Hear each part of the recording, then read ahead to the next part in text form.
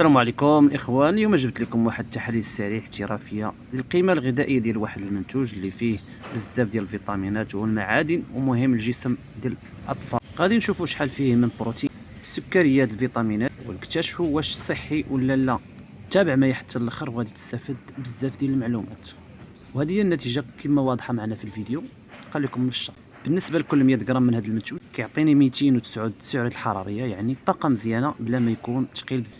ديال السكر والكربوهيدرات 68 غرام 24 غرام. هنا خاصنا نردوا البال حيت السكر طالع شويه. فيه 2.5 ديال الالياف، كميه مقبوله للهضم.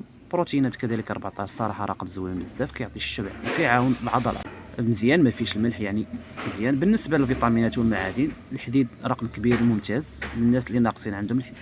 الفيتامين ما شاء الله سي كيعزز يعني المناعه بزاف. الكالسيوم كذلك 450 غرام، يعني كميه قويه للعظام، ويزيد عليه يعني B9 B6 B3 B1.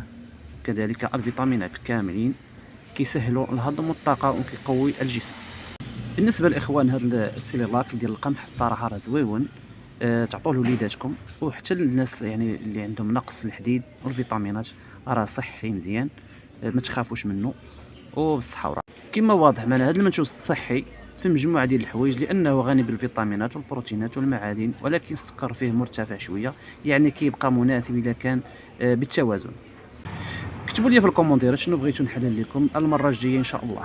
تحياتي للجميع.